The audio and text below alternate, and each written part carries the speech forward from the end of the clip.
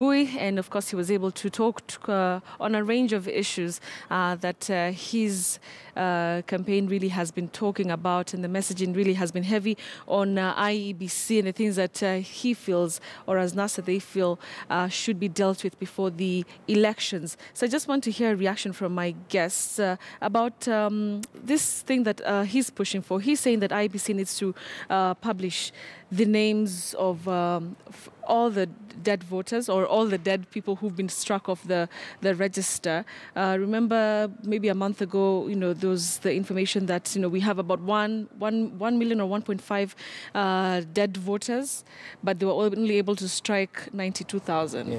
So where are we in this? And what would happen if we go to an election with all these dead voters? I'll start with you, Charles. Well, I think the challenge that is coming here is in terms of understanding the register of dead persons. Is it everybody who is dead or just the ones who are on the register?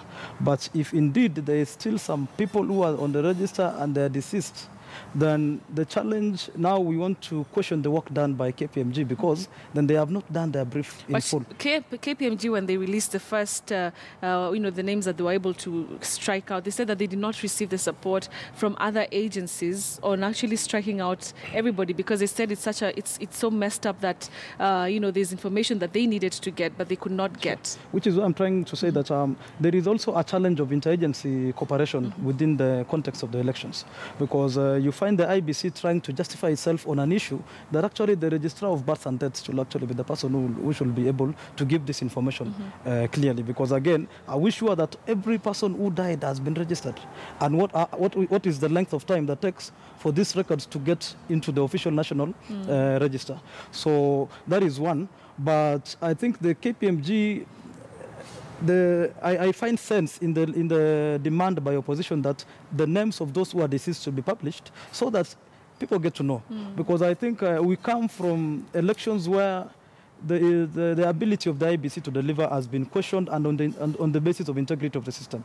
So if there is anything that if there is a valid question as to a concern that may just be good for it to be brought out earlier, then I think it should be done. But again, this takes us back to the proper procedure.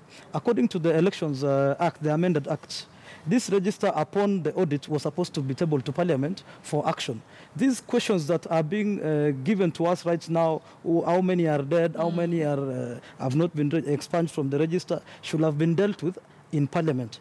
But you see, with this continuous litigation that has been we have experienced this time, we are pushing timelines. And therefore, by the time the audit was done, Parliament had gone on indefinite recess. Unless it is recalled to come and discuss this issue, then I really do not think that the IBC is at fault here, because the law is clear in this, that the register upon the audit goes to Parliament for action. But Parliament is on indefinite recess, but of course they can be recalled if there's any issue. Yes. So if opposition really feels that they have a serious case as to the issue of the register, then why don't they push for the reconstitution of Parliament to come and clear this issue? Then we go to the election with faith in the register, because now it is no longer even about the next battlefront is on the register. And if you challenge the election on the basis of the register, then you have a strong case. So are we even going to hold elections if this is the trend that we're going to? Because these timelines make sense. Yes. And we are now seeing the implication of not adhering to them or litigating to the extent of affecting these timelines. Okay. Jesse, your thoughts on the dead voters?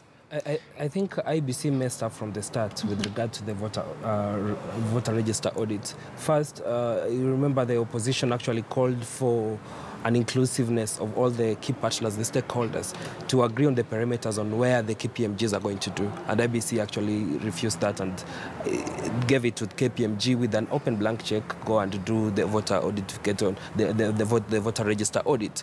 So these issues are coming in because, of course, people die. Even today, people are going to die in this country. But then they need to have agreed when the KPMG were doing their audit, up to what extent from the last time the mass voter registration happened, or up to when do we start removing this? Because even the day they submitted that report, people died, and then their names are still going to be in the register. So those parameters were not agreed, including which agencies to incorporate, the Register of Births and Deaths, the Kenya Bureau of Statistics. Those are agencies that needed to have played so that every stakeholder will have agreed on the parameters, so if people know what is actually KPMG mandate, not a private contract between IEBC and KPMG. All right. Then moving forward from that, KPMG did their work.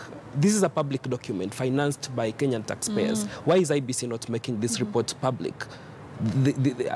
A report that has actually been a product of taxpayers' money. As much as my colleague is saying that this voter register was supposed to be taken to Parliament, which is right according to the Election Act, but then it also we are about 1 month to the elections, and no one knows what the register is.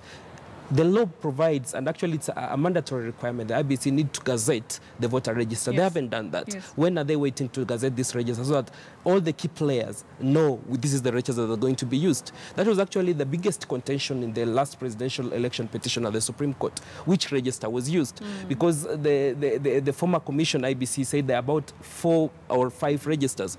A black book, I don't know, the electronic register, universal register. So we need to know which register we're talking about. Because if you bring out about 3 registers, then it means they are not complex. We are playing on different parameters. So we are using A, you're going to bring B. When we go for B, you're going to bring C. So it's like a mouse and cat game, and it needs to come out. This is the voters register. These are the dead people. They need to be published. I agree with him on that. So that we know that these are the people who are dead. Expunge these names from the register, and we move forward. All right. We'll come back and continue with the conversation after the break, but we'll take that break. Newscenter continues, and when we come back, we'll be talking about Raila Odinga, touring or campaigning in Kiambu. That's going to be interesting. So we'll be having that conversation here on the show. So for now, we'll take that break. Don't go away. Newscenter's second hour continues shortly.